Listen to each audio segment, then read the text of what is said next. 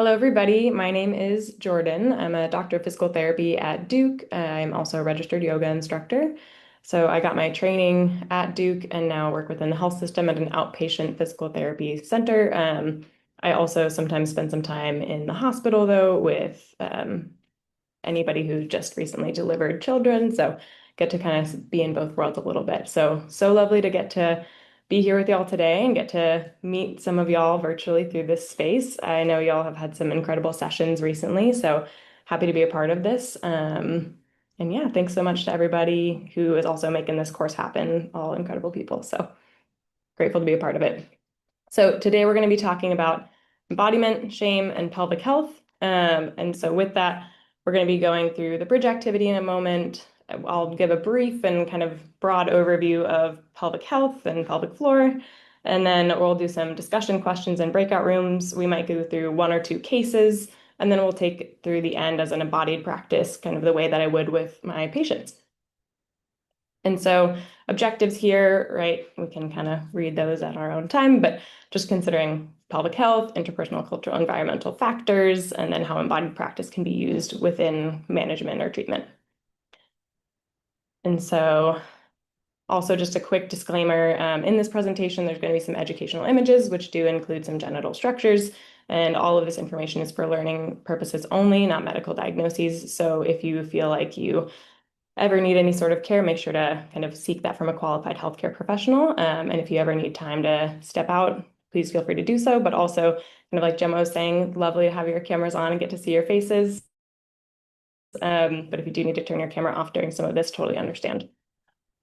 So we're going to start with the bridge activity discussion. And so thinking about how you might have found the image or other representation of a pelvis in the environment around you, and kind of what messaging you noticed or any thoughts or feelings that came up maybe that were unexpected.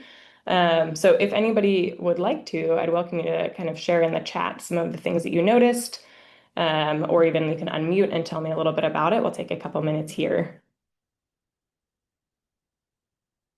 And so you can see on my slide, there is an image of the may your coffee be as strong as your pelvic floor. So as a pelvic floor physical therapist, I'll talk a little bit about what that is later.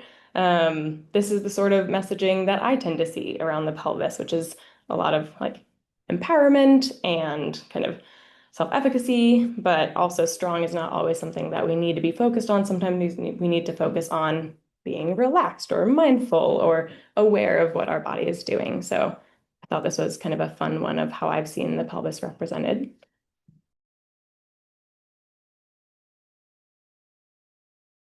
Next, we're going to talk about what is pelvic health, because this is a term that's kind of getting thrown around a lot now. I really liked this definition from the Baylor College of Medicine, saying that pelvic health is the best possible functioning and management of the bladder, bowel, and reproductive organs. It is not merely the absence of disease or weakness in these organs, and pelvic health plays an important role in complete physical, mental, social, and sexual well-being.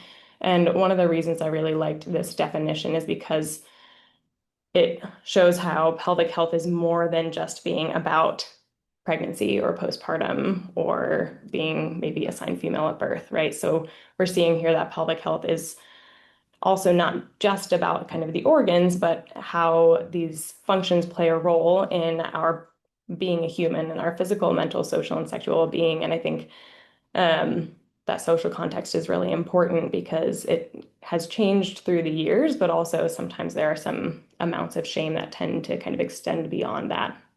And one thing that I like to really kind of harp on is that all people with pelvis have a pelvic floor. So if somebody has a pelvis, they're going to have a pelvic floor, right? And so when we talk about the pelvic floor, I'll say in a moment more about that, but we can see kind of in the image of the pelvis on the left side of the screen here, this sling of muscles. And a lot of times the images that are represented here tend to be in the more typical assigned female birth bodies. And so I do feel like information is often skewed that direction, but pelvic function and dysfunction can be seen in any type of person, no matter their sexuality or their gender expression or kind of their anatomy as well. So that's why I like this definition, is it focuses on more than merely the things that we tend to see.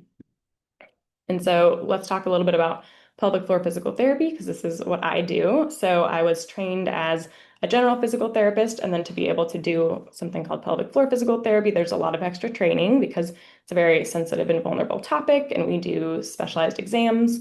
So we can see here on the images to the left the differences in the typical male or female anatomy, where I think the interesting part here is it's very similar, right? It's pretty much the same muscles, they're just oriented a little bit differently. And so again, that just broadens that scope of it's not just for people who are assigned female at birth, right? This pelvic floor is going to extend for everybody. It's these muscles that sit at the base of the pelvis. They make kind of like a sling or a hammock that help to support our pelvic organs. So, like we're going to have our bowel, bladder, and then reproductive organs, at least the uterus kind of sitting on top of these muscles. And that gives that underlying support and also allows for functioning like urinary bowel and sexual function.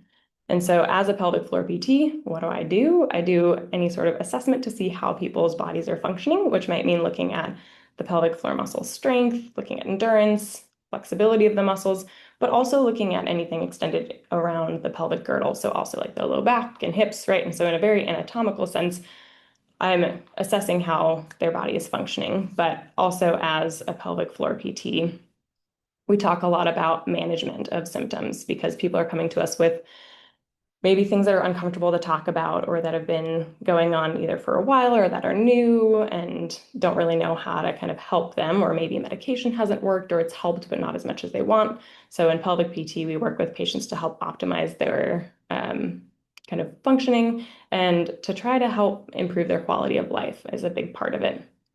And so what are the conditions or symptoms that we treat? I'm going to give you kind of a laundry list here for a second, so just bear with me. Just more of an overview of like what are the things that we treat. And so things that we might get referrals for include things like urinary incontinence or urinary hesitancy. So like urine coming out when we don't want it to, or not being able to urinate when we want to. We can also see things like chronic UTIs or even pain with urination. We can also see things in more the bowel realm like constipation or fecal incontinence, so kind of having trouble having a bowel movement or having stool matter come out when we don't want it to. So again, these kind of different ends of the spectrum. We can also see sexual dysfunction, so that could be anything as far as pain with intercourse or erectile dysfunction or kind of anorgasmia or painful orgasms. So these are all things that we talk about. And now these different kind of symptoms can come up from kind of gradually over time, what we'd call like an insidious onset of just something that has happened from time on the planet and time under gravity, right? It could also be something that happens as a result of a medical condition or a surgery. And so in those conditions, we're not going to be changing maybe the medical condition itself, but we can absolutely work on how to help the patient feel like they're able to live maybe a more optimal life where their body's functioning as they want it to, or maybe how it did before. I think what's important about that is not about the list of things that I get a referral for, because at the end of the day, who I'm going to treat is the person in front of me and how they're presenting. And so those conditions give great context, but they're not everything. And I think the other important piece of this is that any of those conditions can span gender, they can span generation, they can span kind of socioeconomic status, right? Or location or cultural upbringing. So this could happen to anybody. And so when there's a lot of shame or stigma around talking about it, we're not able to kind of have that same understanding. There's more talk with the pelvis around pregnancy and postpartum, which is fantastic. And I feel like social media has actually done a great job of kind of introducing the idea of pelvic floor PT and just the pelvic floor in general. But again, we kind of see a lot of that skewed towards exercise and fitness and strengthening, and not maybe geared as much toward just general functioning or what it means to kind of hold tension in our body and when we might want to do so or when we might want to let that tension go. So that's a brief overview there. Again, it's really broad, but that's kind of what we do as pelvic PTs is help people with these conditions, as well as things that might just be like weird hip or back pain that hasn't been resolved in general PT, because sometimes some of our muscles are just there to help with the hips, not as much of our urinary bowel or sexual function. So now, why is this relevant, right? Why am I talking with y'all today? And I think part of that is what we've already mentioned of how these conditions can span so much across kind of our lifespan and position that we hold in the space around us, but also the core questions for this class, going back to what it means to be in a well or sick body. right? When somebody is having maybe urinary bowel or sexual dysfunction, that is something that oftentimes isn't very visible, right? If people think about PT just in general, they usually think about somebody coming in on crutches and relearning how to walk after a surgery or an injury. But when somebody's coming in for pelvic PT, we don't have those external cues often. And so it's almost a bit of a like hidden or invisible kind of symptom that somebody's having. And yet it can really affect how we feel about ourselves, right? So going to those social and interpersonal networks, it can change how we feel like we interact with other people. If somebody feels like they're going to the bathroom a lot, right? There can be a lot of shame around feeling like they're always having to leave a conversation or they're always having to stop on a car trip, right? So those interactions with their family members can really be altered, but also can be this kind of idea of our sense of self can change because we have these functions that feel like they should be innate when they're related to the pelvic floor. And yet sometimes they aren't. And that doesn't mean that anybody is broken. And it doesn't mean that just because we hear that it's normal or common, that it has to be normal, right? And so I think that's a big part of this is understanding how that is visual or kind of interpreted across society and how our expectations around how we are thought to maybe function don't always match with our reality. And so then going to the complex relationships between spatial configurations and experiences of disability, this is a big one, especially talking about the bathroom and kind of the environment around us. Sometimes people's symptoms change, right? Sometimes we've heard about people being what we call like a shy pooper, where they can only have a bowel movement in one place, like one place, right? Or they can only do it at home when nobody's there. And that is purely kind of a bodily function that can happen, but can be so changed by our environment and by the kind of social pressure. And so that also matters in my practice as far as what is the space that I want to create for patients to feel like they can talk about what they're experiencing and feel comfortable while also keeping it clinically relevant. And then for the last question, different cultural expressions that comprise global health. So, like I was saying before, people across different cultures can have these sort of experiences, but how I might talk with them about what's going on might change, or how they decide to talk to me about it, or kind of the outcomes that they're looking for might differ based on their upbringing or their expectations or kind of what they feel is their cultural or religious duty to family, right? So all of those things are factors that can be really involved heavily in the work that I do. And I think that makes it really relevant to this conversation of an area of our body that we tend to either not think about, or it's kind of that dichotomy of like, yay, empowerment, or like this shame and stigma, right? So I think that really comes into play here. And so what we'll do now is, after kind of all that information, thank y'all for sitting through that, we're going to go to a breakout room. And with these questions, I want you to consider how we talk about our bodies, right? So maybe it's the use of slang versus anatomical terms, or how this might change depending on how our body is expressed, or kind of our gender or sex assigned at birth, right? And kind of the societal expectations therein. I want you to also then try to imagine you're experiencing some form of bowel, bladder, or sexual dysfunction. And who would you talk to about this? How would you feel about talking with this, kind of through talking with friends or a family member, healthcare provider, or just strangers, right? What does that bring up in us when we think about having to talk about symptoms that we might be experiencing? And then the last one is, how would you speak differently to and about your body if it belonged to a friend or a loved one? Because that sometimes is a really important piece, and actually is often a very important piece in how our body function, is how we think about it and how we talk about it, and which is something that we address a lot in pelvic floor PT.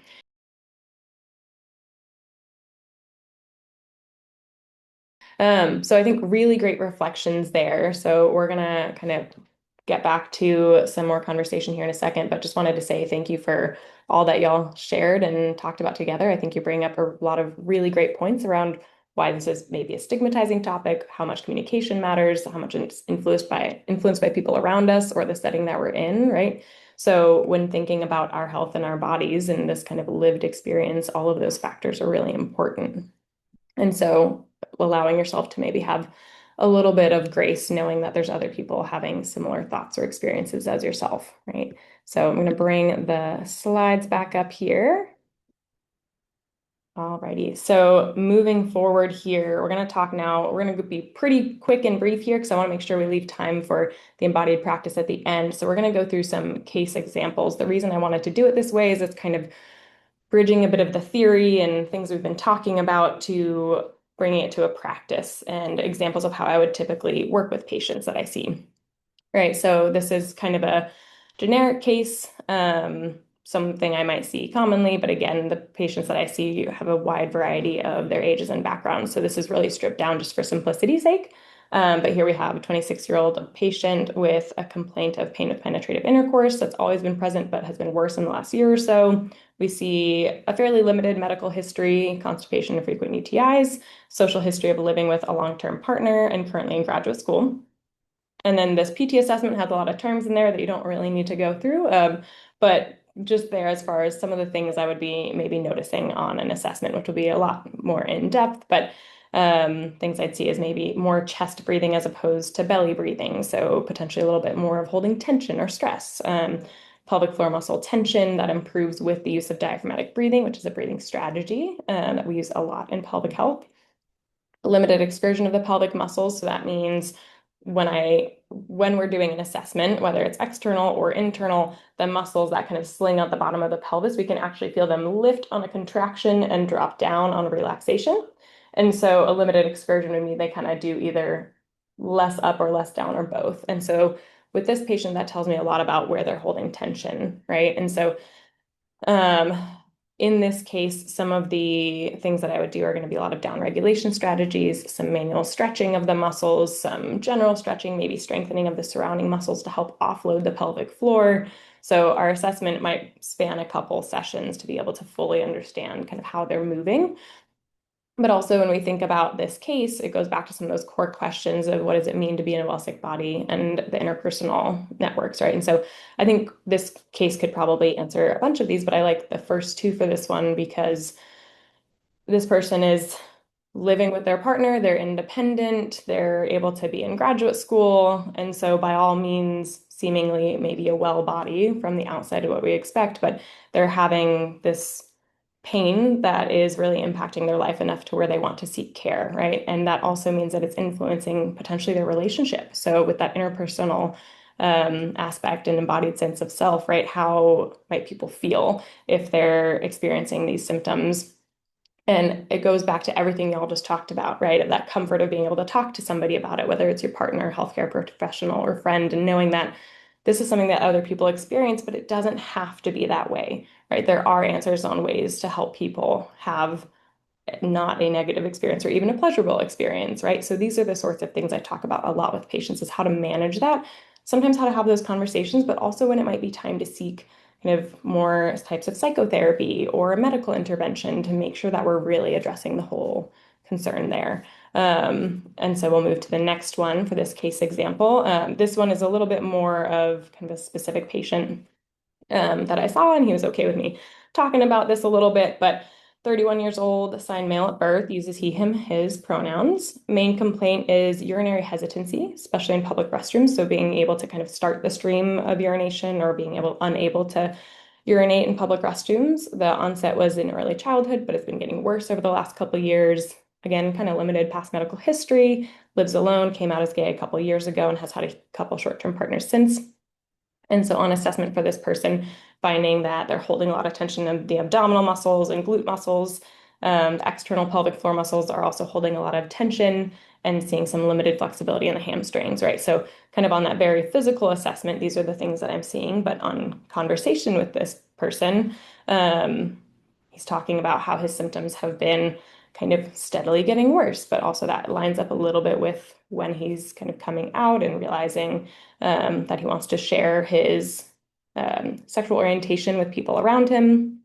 And so this is something that can actually be fairly common to see as far as how our body can respond to what we're thinking and feeling, which is again what y'all talked really like wonderful conversations about on how we think about ourselves and how we think about our body, and then those societal influences, right? So looking at these core questions again, for the spatial configurations and experiences of disability, this person's main symptom is really in a very specific spatial setting, right? So public restrooms as opposed to at home. So that shows us that while the functioning is happening with their bladder at home, right? So there's maybe not a physiological kind of reason for that hesitancy. We're seeing a change in function in a different space.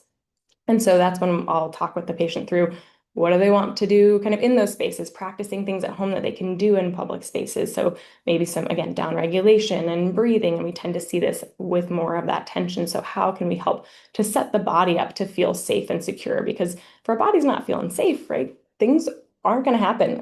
It's a great thing that our body does for us because if we're in that kind of fight or flight or sympathetic activity, that's not the time for our body to maybe have a bowel movement or urinate. However, if we stay elevated in that state because of how modern life kind of keeps us there, right, with the news, social media, deadlines, bills, all those things, we can feel ourselves holding tension just thinking about that. And so if our body's not ever getting to discharge that or really release it, then how are we expected to function in a way that is kind of simple, right? And so then also those cultural expressions and global health, thinking about with this patient in particular, how their symptoms might change based on if their people around them were really receptive when they came out, or if there was a lot of shame when they came out, or if they've maybe known for a long time but have felt a lot of shame leading up to coming out, right? All of those factors can absolutely influence how they feel and how they're functioning and how they talk about their bodies.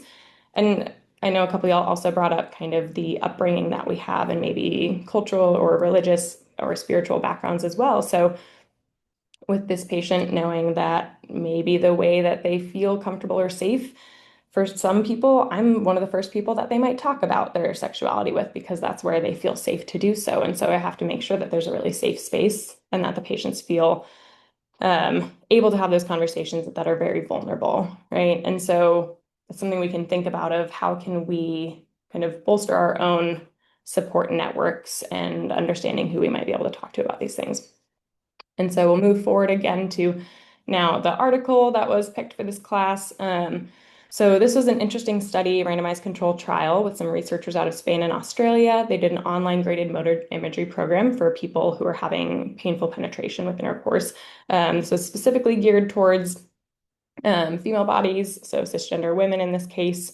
And I think a couple points that I thought were interesting about this is that they mentioned how there's a significant reduction in pain intensity. There was some improved sexual function, and that the outcomes were influenced by their beliefs and thoughts around penetration. So going back to that, how we think about our bodies and its functioning can absolutely determine how we do end up functioning. And the graded motor imagery is a very specific in kind of the way it is, and it has these phases. And so this has been used in other parts of the body, and I was glad that they're finally looking at how this can be used to address pelvic pain. And so they found a non-significant change in the sexual function, but they did notice in the control group who didn't get to do that motor imagery that they had a worsened function in that sexual function. And so kind of luckily those participants were allowed to have the graded motor imagery program after completing the study, right, so that they could kind of go through it as well. But sometimes when we think about things but don't have any way to help address them, they can just kind of amplify, right? And then I think what's really important about this paper is graded motor imagery alone is probably not sufficient for treating painful penetration. There needs to be those other aspects taken care of as well. I think it was just a cool early study exploring potential effectiveness of treatment. What I really liked about this study was that they're taking a very embodied personal and physical experience of having to kind of meld the mental and physical kind of underpinnings of how we function using a very disembodied approach, right? It was just an online video course. So they're literally on a screen, separate, learning about this, and then having to implement it themselves.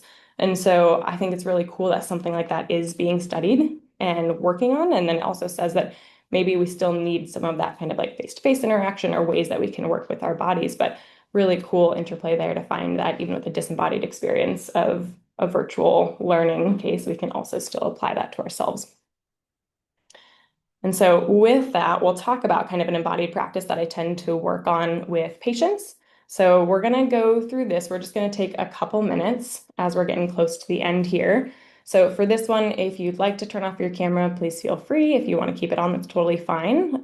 We're just going to do like a 3 to 5 minute embodied practice here. If you're ever feeling too much again, feel free to kind of take yourself out if you need like a moment of peace, or stop the activity. But our focus is going to be here on if we had maybe pelvic pain or dysfunction here. So what I'll invite you to do right now is find a comfortable place to sit or lay down. And if you're comfortable, you can close your eyes, or else maybe just kind of have an unfocused gaze out in front of you or slightly down. And just notice your space for a moment, kind of how you're feeling. Maybe you feel the surface beneath you, whether you're sitting and you feel your feet or your kind of sit bones supported, or if you're laying down, feeling the surface beneath you on your back, right? Notice that. And then we'll bring our awareness to our toes. I want you to go ahead and squeeze your toes like you're gripping something with them, and then let it go. And notice what you feel in the toes and the bottom of the feet. Maybe you feel some heat or some tingling or some cool or like heavy or light, right? Notice some of that sensation. And now we're going to point the ankles. So feeling the backs of the calves tighten up here. Feel that muscle tension and then release it. Let it go. Again, notice what you feel now from the toes all the way up to the backs of the knees. And then we're going to straighten the legs out or squeeze the thighs together. Feel all of that tension build up around the thighs here. And then when we let it go, allow the legs to fully relax, letting the feet settle back down, noticing again what we feel in the muscles on the fronts and the backs of our legs and all the way down to our toes. And then we're going to squeeze the glutes. So feel that tension kind of build up around the bottom part of your pelvis. And then let it go. Imagine yourself kind of melting or sinking into the space beneath you. Maybe your hips roll out a little bit more, feet turn out to the sides. Feeling, again, maybe weightlessness or very heavy, maybe some tingling here. And then we're going to squeeze our core, our abdominal muscles. So think about kind of bracing your core. Maybe your arms are squeezing in towards your body, finding that tension through our trunk. And then let it go and notice what it feels like now to let that tension go. Maybe notice how you're breathing here and if that feels any different or where you might notice your breath. And then we're going to squeeze the arms, so balling up the fists, bending the elbows here, find some tension all the way through the arms, into the fingertips, and then let it go. Allow your arms to rest heavy. Fingers uncurl a little, letting the hands relax, noticing what you might feel here all along your arms, through your trunk and down to your toes. And then we're going to tense our shoulders up towards our ears. Feel the tension in the neck here build. And then let it go. Really let your shoulders now move away from the ears, noticing any release of tension here in the neck. And the last one is fun. We're going to squeeze the jaw together, scrunch the nose and eyes. So kind of eyebrows together. Feel all that tension in your face, building up all through your jaw, and then let it go. Feel the skin and the forehead relax and release. Let your jaw go and feel maybe some tingling or heaviness or cool. And now I want you to bring your awareness to one part of your body, maybe one part of your body that feels relaxed. So maybe where you're feeling that tingling or heaviness or lightness the most intensely, or maybe where you're just noticing that you feel at ease in that part of your body. And I want you to assign it a light. So it can be any color, but focus on that light, kind of over that part of your body, imagining this here expanding. So wherever it is, that light is expanding and beginning to fill up the body regions around it. Think about it moving towards the top of your head, down towards your abdominals, or up towards your abdominals, through the pelvis, out in the legs, right? Noticing this light growing and expanding and what feeling comes with that. See if you can bring that same feeling of relaxation that you felt all the way to your pelvis and your abdominal region, feeling things let go here, or maybe they open up. Noticing how it feels to have that light kind of spill over you. Maybe it's a little bit of warmth. Maybe you feel like you're floating or like you're sinking. And then take a moment here, maybe rest hands on your belly if you feel comfortable, and take a deep breath in, feeling your stomach expand into your hands. Nice, slow, long, deep breath out, letting your belly just relax back down. We'll do that again. Inhale, try to see if we can expand the stomach just a little bit. Exhale, letting it go, feeling yourself settle back to neutral. So notice what you might be feeling right now from your toes all the way to the top of your head. Noticing if you're able to move that relaxation. And from here, we're going to bring ourselves back to the moment. So I invite you to maybe wiggle the fingers or toes. If you're sitting somewhere, you can press your feet into the ground or hands onto your thighs, kind of feel that pressure. Begin to allow yourself to become grounded in the moment, maybe opening the eyes if they've been closed. You can like circle the shoulders a little bit, shake, just kind of waking yourself back up, bringing yourself back to this present moment. And then from here, I'll invite y'all, if you're comfortable, just bring those cameras back on. Take a moment, maybe take a little sip of water or tea, whatever you've got. Just notice how you're feeling here. And then take a couple just slow breaths, returning back to your normal breathing pattern. So I know that was kind of brief and kind of quick, but that's something that I take my patients through a lot, especially before or after we are doing any manual work to make sure that our bodies are feeling kind of safe in the space that we're in and seeing if we can bring that relaxation to a part of our body that has some tension locked in it. And so it can feel really nice to just let everything go, right? Especially if we don't notice how much we're holding tension. A lot of us hold our tension in our neck and are always feeling tight in our neck and in our jaw. And a lot of times that also means we're holding tension in our pelvic floor. So that's why, although I love that picture of this, have your pelvic floor as strong as your coffee, strength is not always what we need. Sometimes what we need is a little bit of rest and relaxation in our body. Doesn't have, it can be that relative rest, doesn't have to be widespread. And so we're going to kind of wrap up here thinking about our key takeaways. So these are back to kind of some of the objectives, but our pelvic health or just health in general can be influenced and impacted by our individual experience, right? Noticing those cultural, environmental, and interpersonal factors and how they kind of change the way we think and feel about our bodies. How embodied practice can be used to help connect with our bodies and improve our pelvic health and functioning or just our general well-being. And then just little reminders that health is a really broad topic and pelvic health itself is very broad. And so it's been great to be able to have kind of an area to talk about this more with people who are in such a nice, diverse experience and coming from unique backgrounds. And then also just that clinical practice can really bridge the academic theory and lived experience. And I think that's something that's really wonderful and beautiful about the job that I get to do. And so with the end of each session, kind of thinking about that main question of what does a healthy environment feel like, right? So we don't need to really focus on this or talk about it as much, but just ponder this at the end of today, thinking about how maybe your thought around this has shifted after this session or if it's stayed the same, right? And then lastly, for your week 6 bridging activity, this will be in the bridging activities folder, but just want you to observe some of the spaces that you use on a daily basis. Can be bathrooms, but can also be other spaces, and just notice how it feels to be in that space, right? Consider how maybe how your body is functioning might feel different if it's not functioning the way you expect it to, right? Keep a log of your observations, at least 3 visits, and that'll be in the bridging activities folder before your session next week with Kim. So these are also a couple of book recommendations that I often give to patients. There's so many more wonderful books out there. These are just the ones that are often most relevant to what I do.